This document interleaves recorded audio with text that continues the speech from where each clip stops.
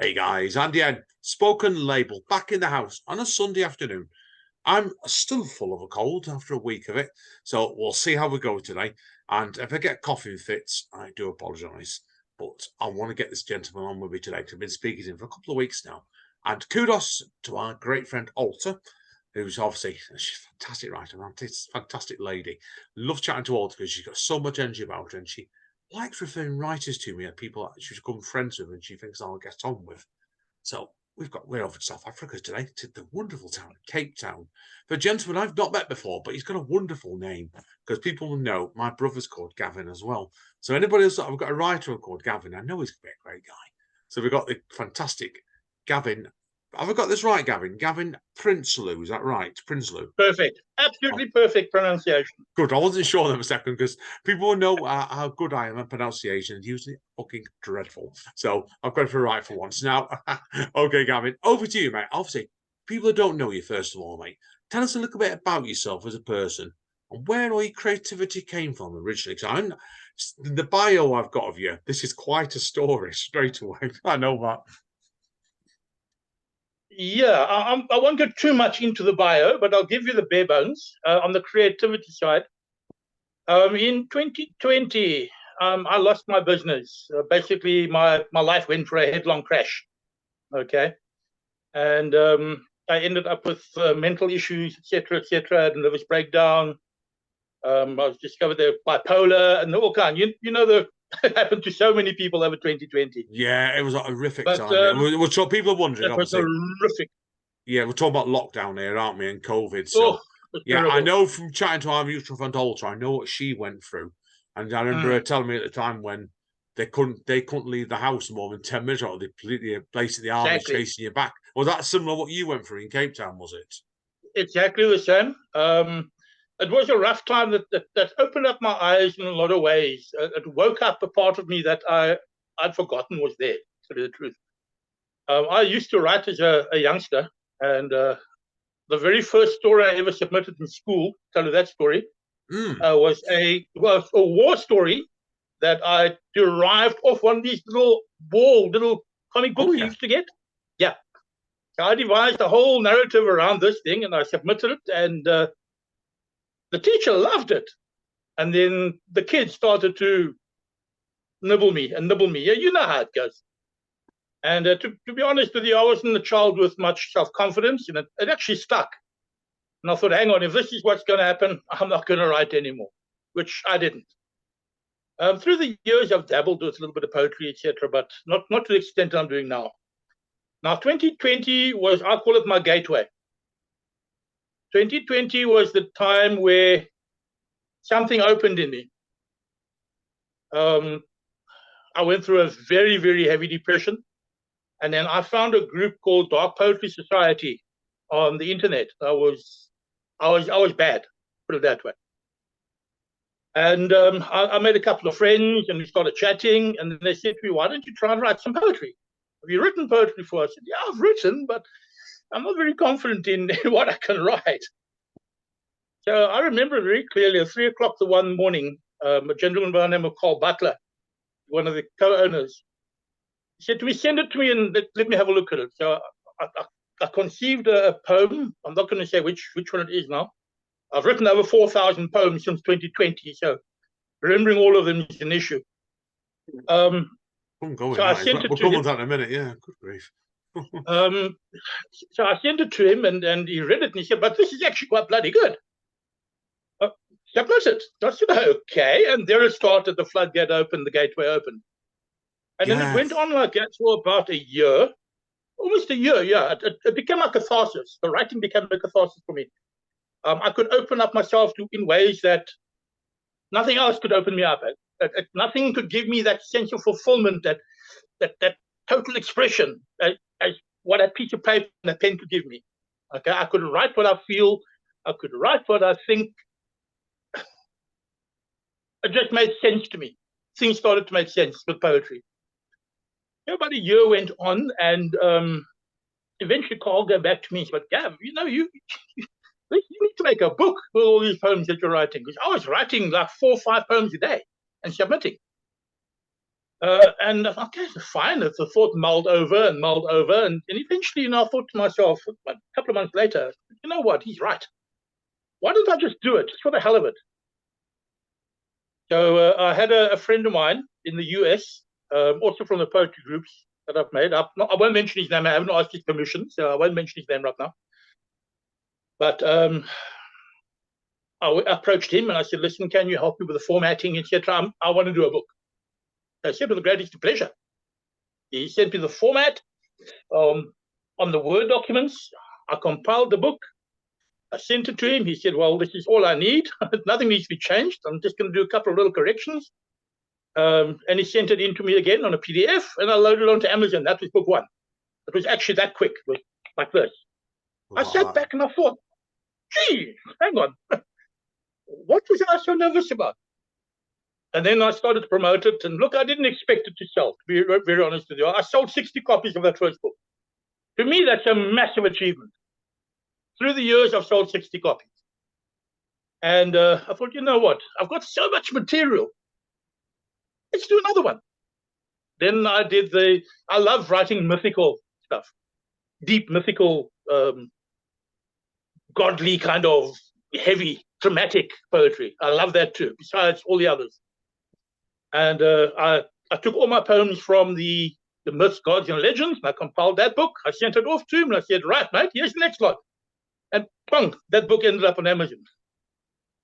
And the following year, I decided, now, I've got a lot of erotic poetry or relationship-related poetry. What am I going to do with this? I said, hang on, put it in the bloody book. I put everything in the book. Best way, mate. Best way, yeah. And popped there, Eros awakened, woke up. Okay. On top of that, I made a good friend, Red Saunders. She's a graphic artist or photographic artist. She lived in Pretoria. Now I'm down in Capetown. I've never met her, but we became very good online friends. So a lot of her work, she used to send me photos and say, listen, this is what I've done, and this is what I've done. What do you like this? You like this? I thought, you know what? This belongs in a bloody book. I called her and I said, listen, Red, how would you like to publish? You and I do a joint. She said, great. And then she just discovered she's got stage 4 cancer. So that book became not just a collaboration, it became something a lot more. It became a legacy. It became her legacy that she wants to leave behind, something to remember by. She's still ill, but she's coping. And I write a lot about her. I use her a lot as my muse as well. I've actually just written a song as well, which I've submitted to a musician friend of mine to put into music and to verse. That was a poem originally, which I sent to a friend of mine in New York. And I said, listen, I've made friends in amazing places. I would never, for me to have said this a couple of years back, oh, my buddy in New York, my buddy in California, that was not me. Okay. That has become. Yeah, I think you do is. I've become so globally aware with so many people. You do. The internet, I think, really took off a lot of people over lockdown. Because like it was, I don't know what you're like with them, Gavin. I certainly hadn't used Zoom much before lockdown. I knew of it. I hadn't really used it. Skate's spoken label like this. I've chatted to people of all corners of the world now. Everywhere. There's nowhere out of bounds. And it does it. I think it brings the world closer, doesn't it, when you get into the internet like that? It does. It bridges distances like it's nothing. People that you would never have made contact with, you've got direct access to. And it's not a case of having to go through a procedure to get to them and meet them through a whole complicated setup of overseas, and that's long distance away. It's a case of sending a message, hi, can we chat? It's that easy. And that is really what lockdown did that. So my point on that is, I've written quite a few poems on it too, is the lockdown had a very, very detrimental effect, especially on me personally, looking at my situation. But it also opened up a lot of doors that weren't there before. A lot of people were put in the same situation. They had no choice to react the same. And I've made bonded friends all over the world, like I would never have imagined. I've got 2,800 followers on my Pieces of My Mind. Excellent, mate. Most of those people I know that have daily contact with. So it expands your horizon so much, social media, that it's actually not a minor miracle, it's a major miracle. If it wasn't for that kind of contact and that kind of motivation, I probably wouldn't have written any books. To be honest with you, I wouldn't have written poetry, to be honest with you. So yeah, I thank lockdown. I say thank you, lockdown. Thank you, government, for locking me in the house for 2 years. I really appreciate it. You've done a lot for me. Yeah, but it's a lot to me as well. Yeah, it really meant a lot to me. I've also discovered that I'm unlimited by genre. Wherever my imagination takes me is what I write about.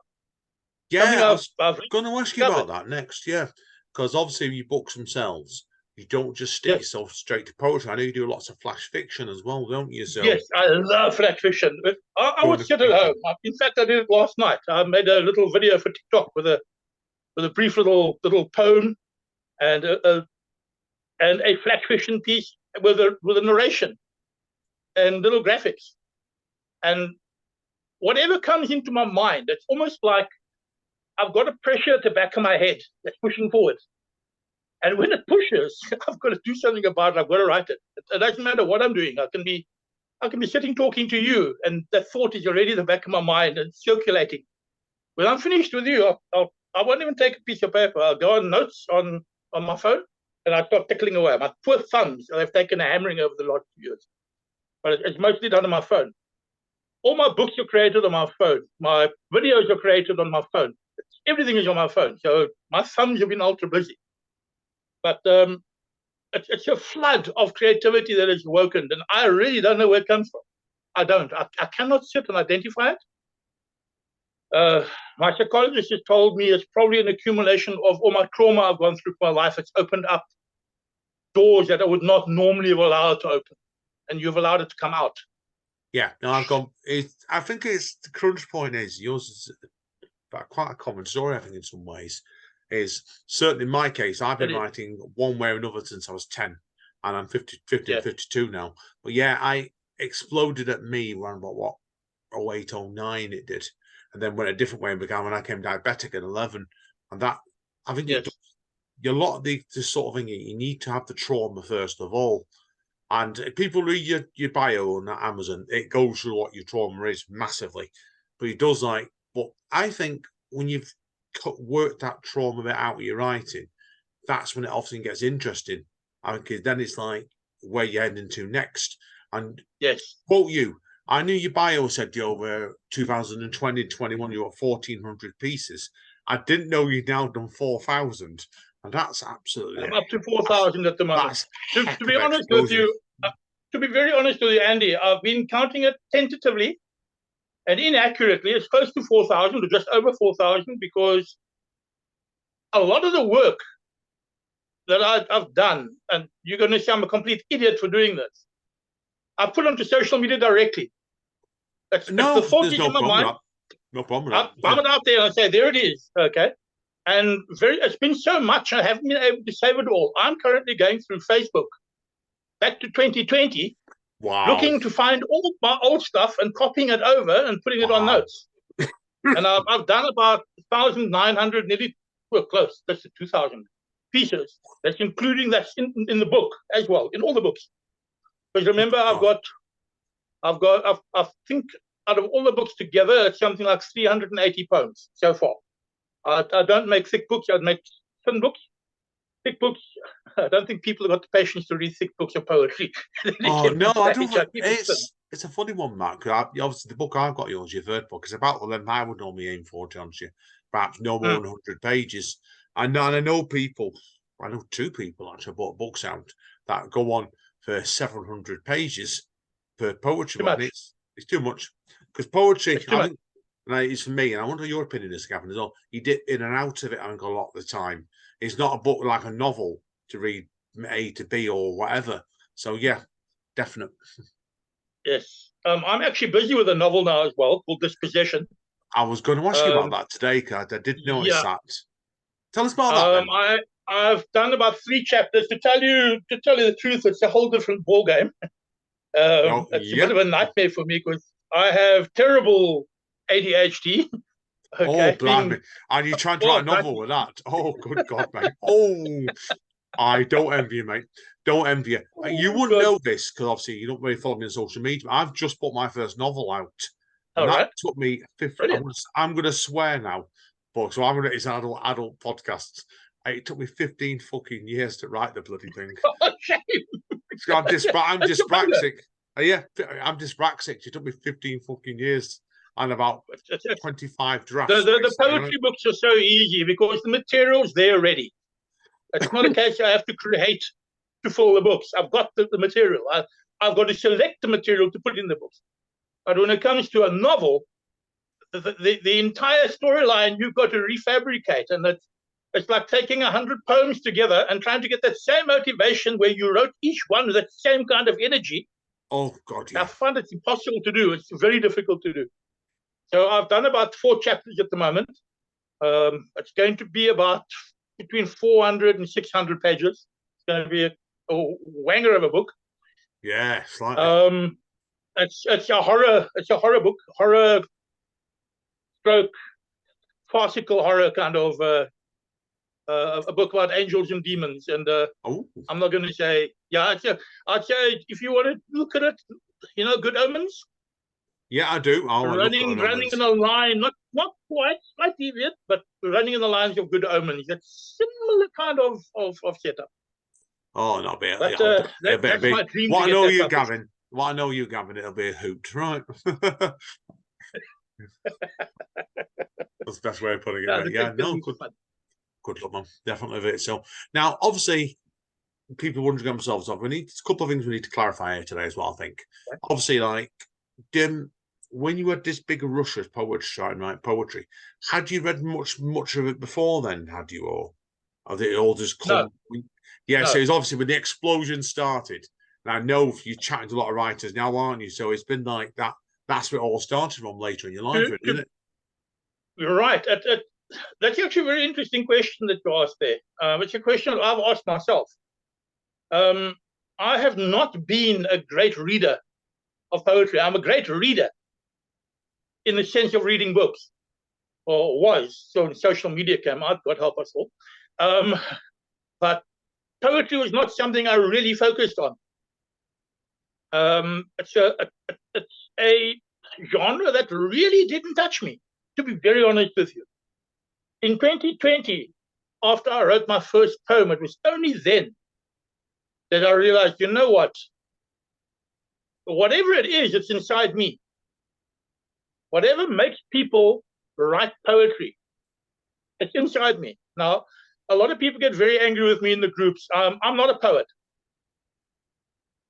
I'm sorry. I don't use the word poet. When I say poet, you see my bio too, I put it in inverted commas. Okay. To me, a poet is somebody who's earned the title, who's earned the recognition. You get my point. To me, it's a little bit of imposter syndrome. I feel like a bit of an imposter to actually use the term. I'm not qualified to be known as a poet. I write poetry, though. Can I cut in on that one? And I've got an opinion on that myself. Is like, what do you call a poet then? Because I'm of the opinion with poetry, it's a creative urge that's come out of you from somewhere, It and then, is, but whether because my it's creative poetry is just not poetry, it's flash fiction as well, or flash stories as well. I can't really say that it's just poetry that's driving me. Like the pieces I'm going to read now. hang on, hold them on to the second half, mate. We'll do it in 2 parts. No, Okay, that's fine. What I'm saying is the pieces I'm going to read today. Okay, yeah. for instance, it's descriptive, and I love that. I'm more of a descriptive writer than a person that sits with format and formulate this and formulate that. To me, it comes naturally. I have a policy. If I write a poem, I write it once, and I don't edit it at all. Once a poem has been written, that's its life. It's taken on its life. It's taken on an identity, and I don't touch it again after that. So a lot of people argue that point with me. Okay, they've got their opinion. I've got my opinion. But when it comes to the word poet, I do suffer from a bit of an imposter. I mean, I've been writing poetry for 3 years. Okay, we've got guys that have got degrees in English that are struggling to make books. You get my point? It kind of. That's what I've got. That's my degree's in creative writing. I'll be honest with you. Yep. But yeah, I know what you mean. As like I said with that one. But I've got a matriculation certificate. That's it. I don't have education, but what I do have, there's something inside that wants to come out, and when it does want to come out, it comes out no matter what. Yeah, and it comes out in the form of poetry. No, it's fair play with that. No, it's fair play. Said to you like I've done that when I got my first book together, walking back in 2010. Mine's been coming out of the steady flow ever since. Because my last book, because I've actually finished my poetry writing now, so I'm going to go into novels and flash myself more.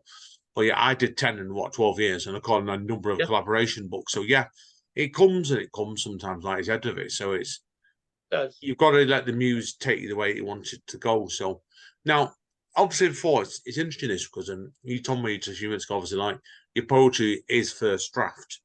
Tell us about your approach to writing flash fiction. Then is that same story? Same story? Is it? Exactly, exactly the same. Wow. So is your novel going to be the same then? Is it just first draft and most? Yes. Yes, it'll be a first draft. I'm not going to be editing it. Okay. Brave man. I'm a brave man, but if it's a foolish move, it's a foolish move. That's the way the mind works. Okay? Yeah, no, I'm teasing you, mate. Don't worry about it. I wouldn't have had the guts to do that, but respect him. all my poetry and all my short stories, all my short flash have all been first draft. Like I said, once I've written something, I don't press that send button until I'm happy with what I see. Very often, I write the complete thing, and then I read it, and I say, right, off it goes, onto social media. Or I'll write it, and I say, hang on, that word doesn't fit there, it's coming out, I put that word in, and it's gone. It takes me about between 5 and 10 minutes to write a poem. That's it. I don't allow myself time to think. I don't allow myself time to structure it. It structures itself. Yeah, I get you completely of it. You do. I think the danger I have sometimes, I overthink things sometimes. But that's the one thing I'm scared of. The minute I start overthinking something, I screw it up. Yeah, that's fair play, mate. Fair play. I'll give you an example on that where I sometimes do what you do, and yeah, it's respect everybody. There's no right, no wrong way of anything doing this. Amanda, my wife, she's done some creative writing teachings. I taught her how to do that a bit back. Yeah. And she did a workshop fairly recently. And I was given, I remember this, 2 minutes to write a story.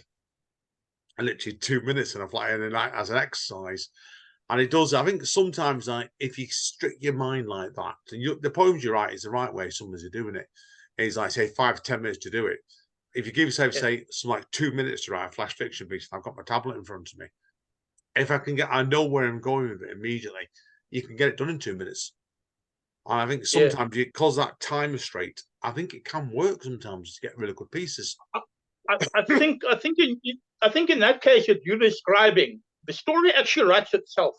Yeah, that's what I think. That's what because your mind has got the basic idea, and all you're doing is you're putting it down. That's it. It formulates itself. There's nothing involved whatsoever. That's how I write.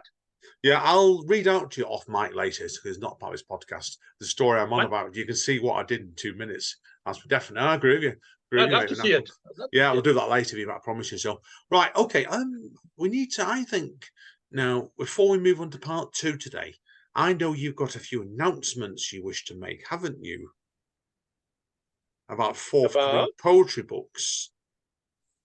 Obviously, you've bought 3 out to date. And you were telling me, we know about the novel already. That's just started. Now, this might get you killed. This won't get me killed. This may get you killed, the mutual friend of ours. I'm speaking ahead of myself here. Yes. All right. To tell you the truth, I worked on it last night. Book 4 of the Pieces of My Mind is coming out now in December, January. Volume 5, 6, and 7 are already in progress. There's works in progress. Whoops. And I've got the dripping Dawn, or the Dripping Light book that I'm doing with Alta, with the Dawn poems. That's coming up early next year. I wanted to get it up in December, but I'm being realistic. I do a lot of narrated videos for the Red Saunders Cancer Fund to raise funds in that. And it's keeping me very, very, very busy. Time is very limited at the moment. We need to get funds in. So my writing has very much taken a back seat. I'm still doing it. It's all on the sideline. And then volume 5, 6, and 7 will be spread throughout 2024. By December, hopefully by December 2024, I want to have at least 8 volumes out of Pieces of My Mind. Okay. Then what I'm going to do, I know I said I don't want to do it, but I'm going to do it. I'm going to do what would we call it? A collection book. So volume 1 to volume 8 in one book. Wow. A bumper edition. Wow. Bumper. Good grief. Oh, fair play.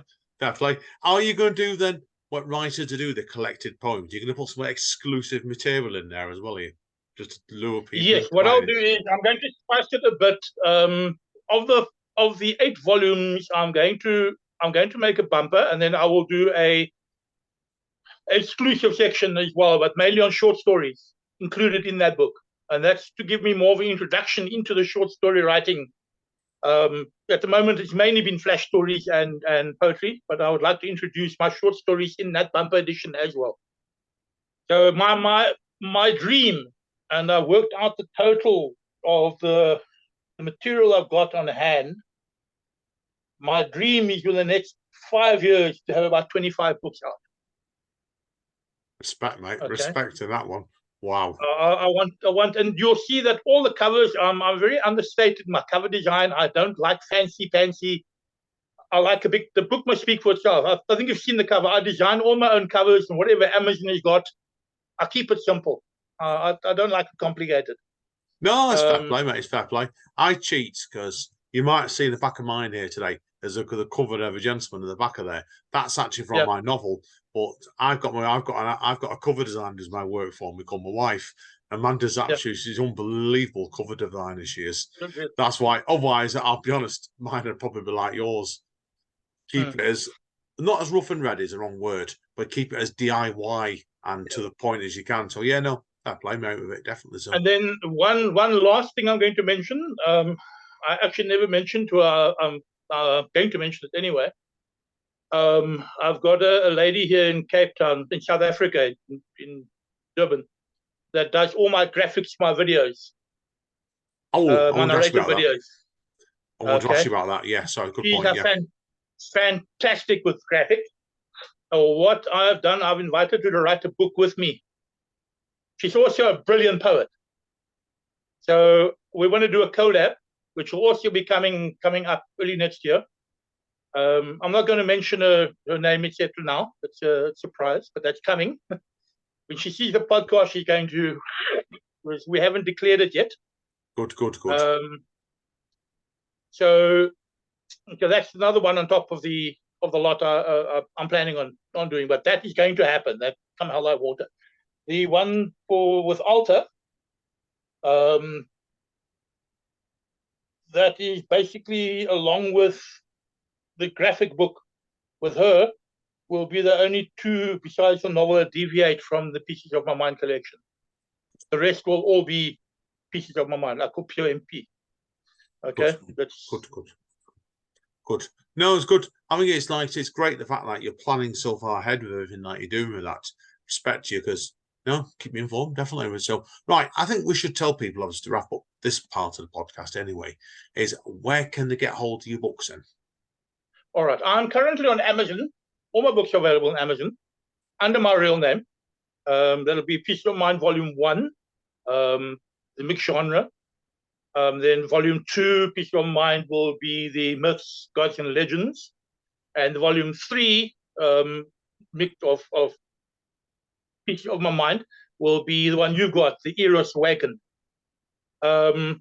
the Soul's Desire, the collab between myself and Red Saunders, also on Amazon. I've tried to keep the platform as simple as possible.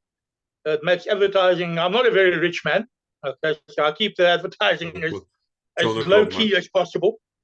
Okay, it's a nightmare.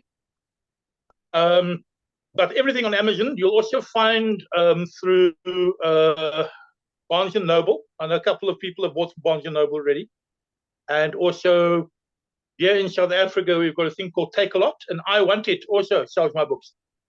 I've seen it on I Want It. So it's amazing. It's actually quite a few places you can get the book now online. Good stuff, mate. So now, obviously, if people want to speak to you through the dreaded word social media, where do you recommend they go to wrap up with? All right. I have got a TikTok page under the name Soul Whisperer. The Soul Whisperer. Yeah, I've got to ask you about that before we carry on to the rest of it, because I should have asked you before. The best way. Shit for brains out. Yeah, tell me what your other platforms are. I want to quickly talk about TikTok anyway. So over to you, mate. Okay. The best way to reach me is through TikTok, because I spend 90% of my time on TikTok posting videos, narration videos.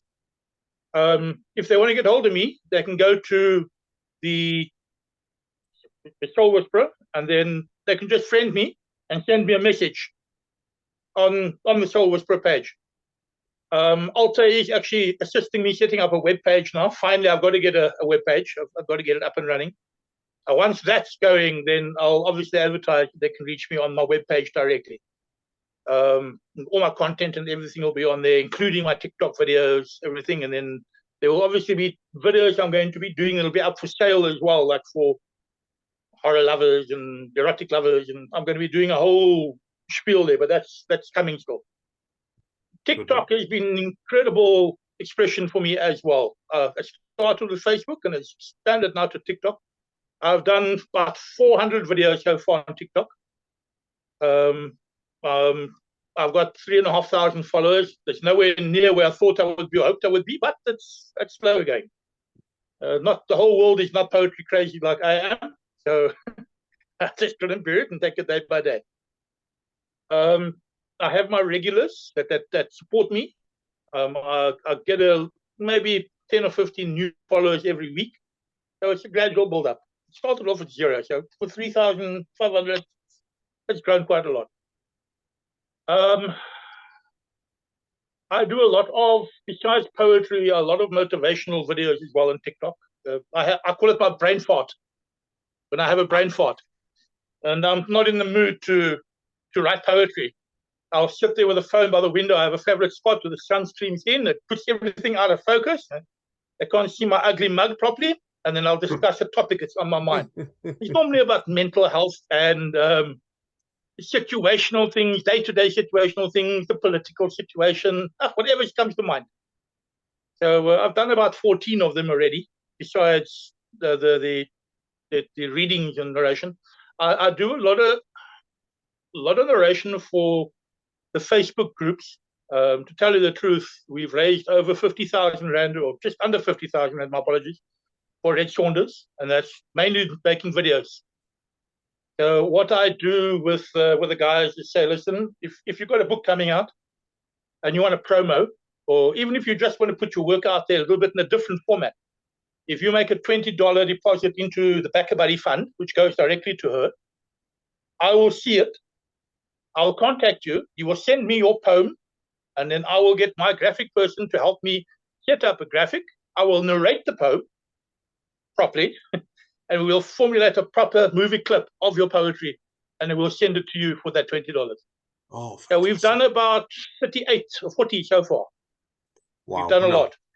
People like Rob Bradley in Virginia, Rob Bradley. I've done for Keith Sparks. I've done one for him. In fact, I'm busy with the second one now. There's a bunch of them. Johan Lee. There's a lot of them. And they are incredible in support of this. I have my regulars. And I'm hoping, besides the poetry, once this all phases out and levels out, actually to do narration work as well full-time. As soon as I got enough money set up, I'll get a little group set up and start doing proper narration. Brilliant. But we'll take it from there. Good luck with it, definitely, mate. Right, what we'll do is, because I'm conscious of the time here, so we'll wrap up part one now, and then we can take a quick break, and we will come back and do a deep dive on 2 poems I don't know. So this is going to be fun, this, because I always like to keep on my toes, because people are wondering. We're going to pick out a few poems from Gavin's third collection to do a deep dive on the second half. But we're not doing that now, so this is going to be fun. No, I prefer it this way, because I'll tell you why. It has got more impact, and you actually see who I am, not what the book says I am, who I am. Brilliant. I'm looking forward to it, mate. Right, listen, we'll wrap up here, part one. Hang around, everybody. Prepare to be surprised as I will be in the second half. So, good one, Gavin. I've enjoyed it, mate. See you in part two. All right.